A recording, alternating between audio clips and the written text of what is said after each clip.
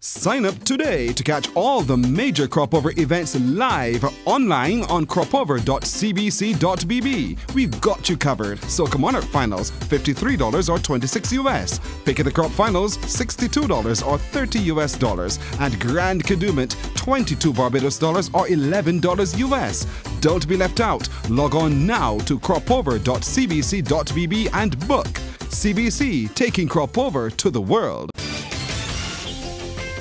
A very good evening to you. I'm Lisa Lord, and in our news, the Prime Minister outlines the critical nature of developing a common platform with purpose and mission for citizens. The Transport Authority pledging to bring PSVs in line. The Minister in the Ministry of Finance says that customs is critical to the BERT program. And in sports, a well-known cricket commentator defends Jofra Archer playing for England. Broadcasting from our studios in the Pine St. Michael, this is CBC Newsnight, starting now.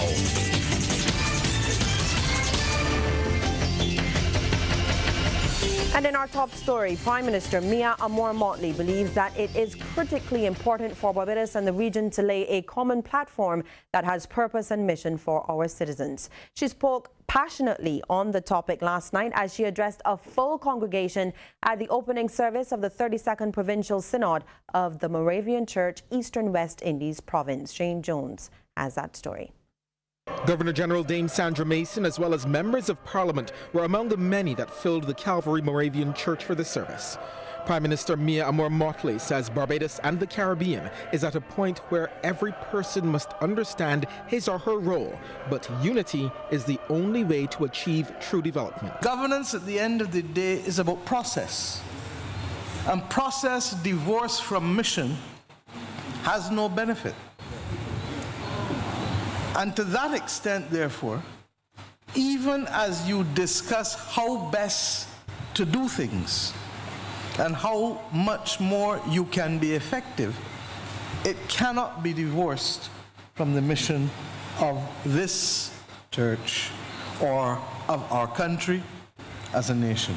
Ms. Mottley says the Moravian Church has played a significant role in the post-emancipation development of the region. Your church rose to the challenge of the day to understand that emancipated slaves could only appreciate freedom if they were capable, first and foremost, of being educated, and secondly, of being able to earn for themselves in an environment that was bitterly opposed to their living. Chairman of the Barbados Christian Council, Major Darrell Wilkinson, says while we live in a complex and constantly changing society, the church must stand firm. With these rapid world changes, we as Christ's disciples need to examine our committedness to the ministry we have accepted, ordained and appointed by God, so as to effectively demonstrate integrity and accountability, bringing hope, healing and purpose to a lost and frustrated world. The congregation was treated to special performances from the youth in both song and dance. Shane Jones, CBC News. Well, the Transport Authority says it will do whatever is necessary to bring the PSV sector in line. This from Chairman Ian Eswick. As Lisa Broom tells us, he was speaking to the media during a tour of the Speightstown terminal. According to Mr. Estwick, those efforts to bring the PSVs in line will start at the St. Peter terminal, having the operators actually use the terminal as their base of operations. He's made it clear this does not mean the PSVs and the Transport Board's operations will be integrated immediately. And while he anticipates some pushback, Mr. Estwick says the move will be permanent. It's much too dangerous out there. And I have seen school children climbing through bus windows, not only to the eastern side but to the western side, which means that they're exposing themselves to traffic. And we can't sit back as an authority and let something like that happen, because then we wouldn't be able to justify our existence at all. He also anticipates they will make the move by September 1st, but says a few things have to be put in place first. The omnibus terminals Act, which right now only allows for transport buses to come into any terminal except the CRT. Constitutional River Terminal. So we've got to get that legislation changed to allow all three forms of public transportation to come in. The Transport Authority chairman says further upgrades are also planned for the terminal itself. Well, we've done some alterations outside, and I think some more has to be done in here. I know that the public toilets here are not in the best condition, and those have to be done very shortly, definitely before we move in the PSVs here, because then you'll be increasing the amount of commuter traffic in here, so we have to make sure that everything is done properly. He says they're working to ensure people with disabilities, including those who are wheelchair bound, can use the terminal. Lisa Broom, CBC News.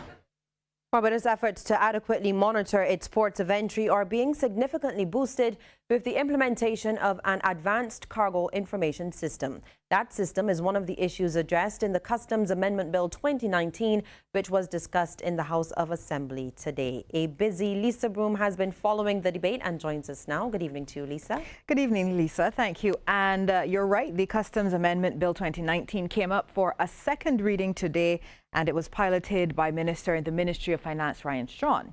Now, he said the Advanced Cargo Information System was agreed to by CARICOM heads of government back in April 2008. And given that timeline, other Caribbean countries have moved ahead of Barbados in introducing the Advanced Cargo Information System. Part of the reason, sir, that we're pushing to do this by September 1st is essentially, sir, to make sure that we do so in advance of the so-called busy season. Because having no support, certainly for Asecuda Plus, at this particular point, sir, I must say, training has taken place on a couple of occasions with respect to its introduction. Some of that will resume, sir, on the part of the not just the customs officer, but the various stakeholders who utilize the Asecuda system. Well, Mr. Strachan says with the introduction of the new technology and the system, the day-to-day management of transport operations will also be enhanced. The effective use of this information, sir, will allow for a better management with respect to the flow of work, such that the logistics behind transportation of whether containers or cargo to and from can happen in as seamless a manner as possible. And that is why, sir, as I said, these things are necessary to be able to bring Barbados into the 21st century. But the sufficient condition, sir, is to engage the various stakeholders as to why it's important. Well, Minister of Health and Wellness Lieutenant Colonel Jeffrey Bostic also contributed to that debate, and he said port health and public health at the border are often overlooked, and he wants public health to be recognized as an element of border security. Once we have all of these in place and we take ownership for these systems, I believe that as a country we will be in a very good position to provide for the safety and security of our citizens and for all persons who reside on this rock. And cybersecurity was identified as another area in which greater focus must also be placed. Well, Home Affairs Minister Edmund Hinkson says the Customs Amendment Bill will help to boost national security, and he notes that data will also be shared with regional agencies under the legislation. The Joint Regional Communication Center would have the responsibility of informing our intelligence agencies of any persons on any regional or international watch list of persons who are suspected or who have been involved in criminal activity on a previous occasion. This information will be conveyed to our intelligence agencies. And of course, there are time frames before which this information has to be given before the ship or aircraft reaches Barbados or is expected to arrive in Barbados.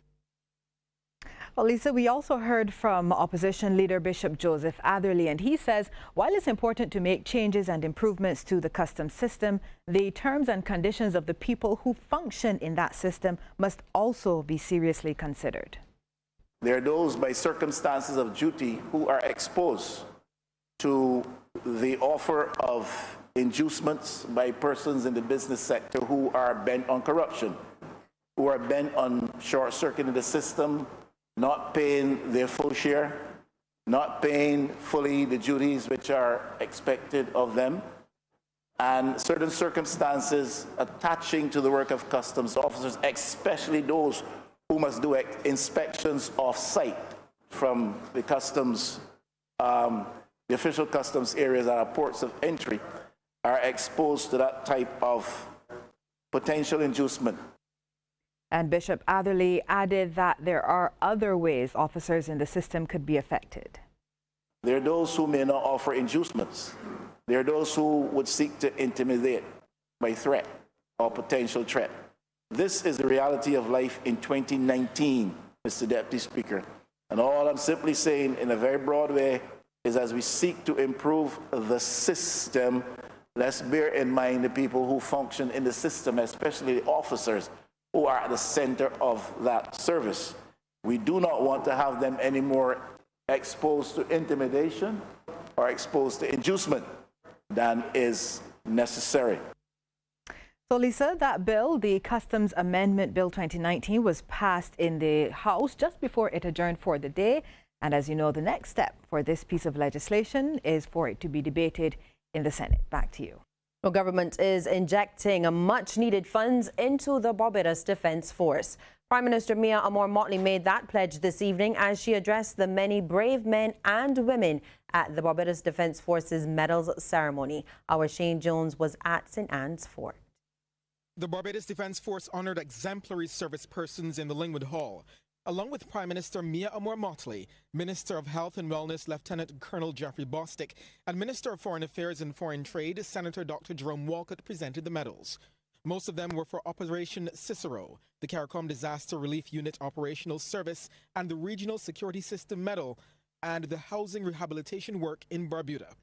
During her address, in highlighting climate change as one of the greatest threats to Barbados, Prime Minister Motley said her administration is playing its part to help excite an appetite in young people to serve where it matters most for an island, in the Sea Cadet program. My government is not just interested in speaking these words, but we have placed at the disposal of the Barbados Defence Force the sum of $1.5 million to be able to bring on an additional 1,000 Sea Cadets in this country of ours.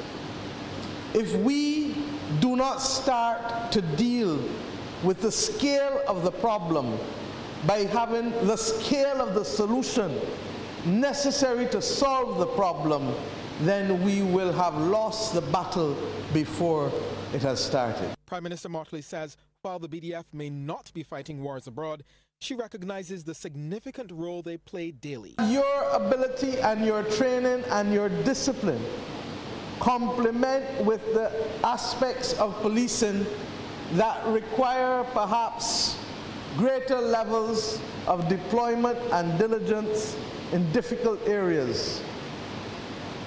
Whether it is in joint patrols across rural Barbados, or whether it is on Kadooment Day, when required. You have played your part in keeping our country safe. Chief of Staff of the Barbados Defence Force, Colonel Glenn Granham, told the servicemen and women to be proud of their medals.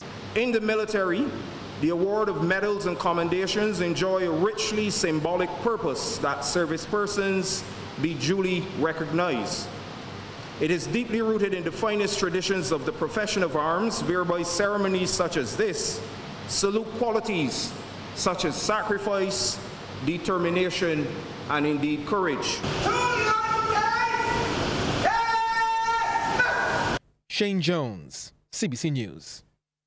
And Home Affairs Minister Edmund Hinkson also presented medals at that ceremony. Well, the facilities at the National Sports Council at Millards Hill are closed for the rest of the week to facilitate additional cleaning.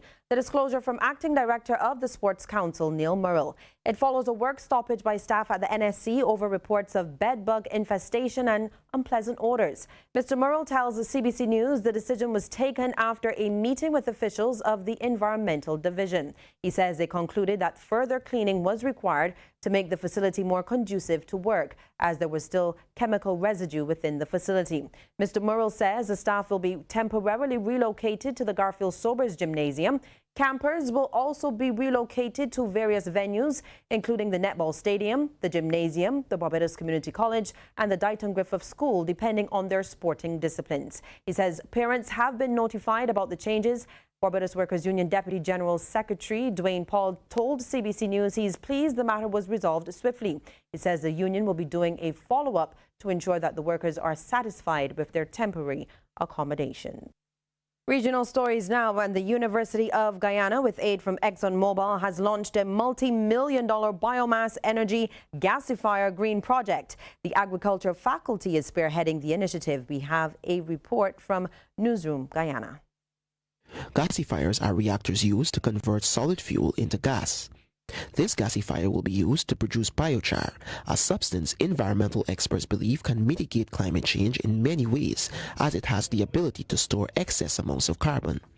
Speaking at the ribbon-cutting event hosted by the University of Guyana Faculty of Agriculture in the faculty building was Chair of the University of Guyana's Council, Major General Retired Joseph Singh. This project has very important implications, not only in the conversion of waste into renewable energy and gas, as well as biochar, but also will send a message to the country as a whole that, one, we have to reduce waste, two, whatever waste is being generated needs to be either recycled or converted into some productive use.